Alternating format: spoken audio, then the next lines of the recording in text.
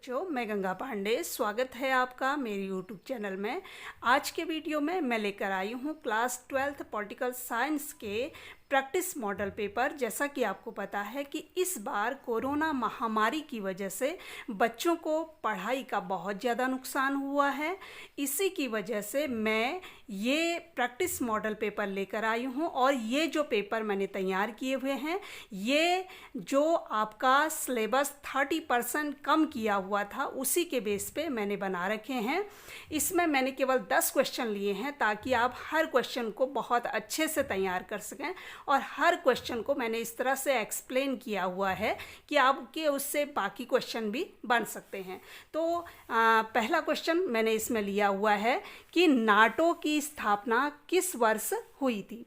तो नाटो क्या है? एक सैन्य संगठन है जो कब बनाया गया था? जब अमेरिका और सोवियत संघ के बीच शीत युद्ध चल रहा था। तो नाटो की स्थापना 1949 में हुई थी। और एक क्वेश्चन इसमें पूछा जाता है कि नाटो का पूरा नाम क्या है। तो नाटो का पूरा नाम क्या है? उत्तरी अटलांटिक संधि संगठन। और ये जो सैन्य संगठन था ये किसने बनाया था? अमेरिका। और इसमें अमेरिकी गुट के देश शामिल थे।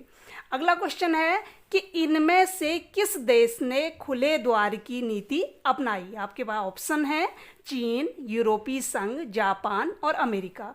तो खुले द्वार की नीति 1978 में देंग सियाओपेंग ने कहाँ के थे? ये चीन के। तो 1978 में खुले द्वार की नीति चीन ने अपनाई थी। जो प्रमुख नेता उस समय थे वो कौन थे? देंग सियाओपेंग। ये क्वेश्चन भी बहुत पूछा जाता है। अगला क्वेश्चन है कि निम्नलिखित में से संयुक्त राष्ट्र संघ के मूल संस्थापक सदस्यों की संख्या क्या है या कितनी थी?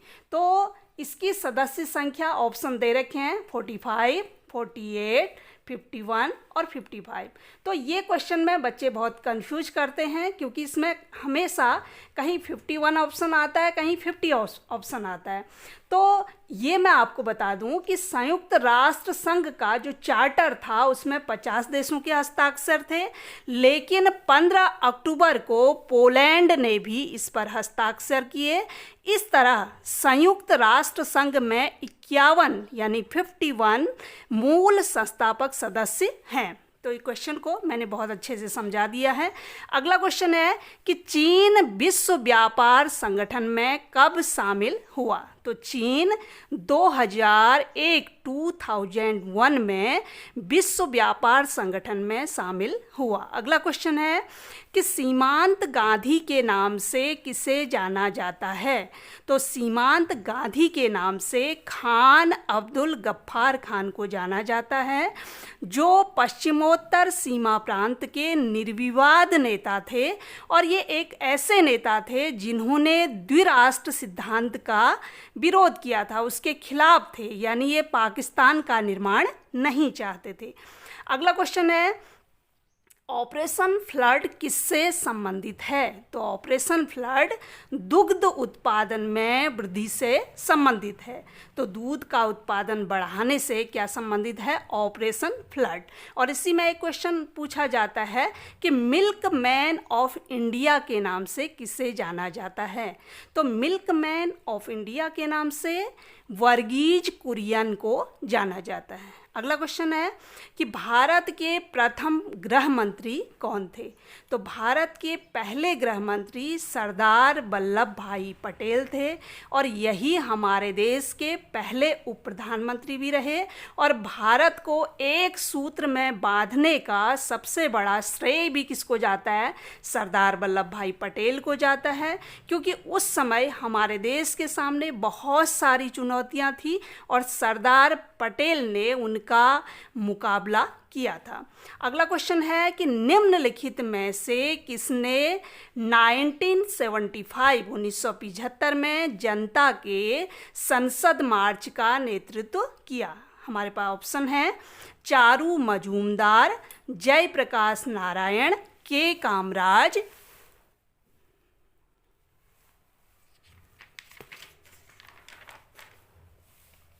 और राम मनोहर लोहिया। तो किसने किया था? जयप्रकाश नारायण, जिन्होंने एक प्रसिद्ध नारा भी दिया था। वो नारा कौन सा था? संपूर्ण क्रांति का नारा। ये क्वेश्चन भी पूछा जाता है। अगला क्वेश्चन है कि द्विराष्ट्र सिद्धांत के जनक कौन थे? वैसे तो द्विराष्ट्र सिद्धांत मुस्लिम लीग ने दिया था, और जो जनक माने जाते हैं वो कौन है? मोहम्मद अली जिन्ना। इसमें दो ऑप्शन बहुत जगह आते हैं, कहीं द्विराष्ट्र के सिद्धांत में आता है मुस्लिम लीग और कहीं जिन्ना आता है, तो ये आप क्वेश्चन अच्छे से देख लें। अगला क्वेश्चन है कि मंडल आयोग के अध्यक्ष कौन थे? तो मंडल आयोग के अध्यक्ष बीपी मंडल थे, और मंडल आयोग को दूसरा पिछड़ा वर्ग आयोग के नाम से भी जाना जाता है। ये क्वेश्चन भी एग्जाम में पूछा गया है। और मंडल कमीशन की मुख्य सिफारिश क्या थी? कि केंद्र सरकार की नौकरियों में अन्य पिछड़ा वर्ग यानी ओबीसी को 27% आरक्षण दिया जाएगा। तो ये जितने क्वेश्चन मैंने लिए हैं, ये ऐसे क्वेश्चन हैं जो बोर्ड परीक्षाओं में किसी न किसी वर्ष पूछे गए हैं और आपके बहुत काम आएंगे। तो जितने भी पेपर मैंने बनाए हैं, इनको आप गौर से देखिए। और हाँ, अगर मेरी वीडियो आपको अच्छी लगे तो प्लीज़ लाइक ज़रूर कीजिएगा। Thank you.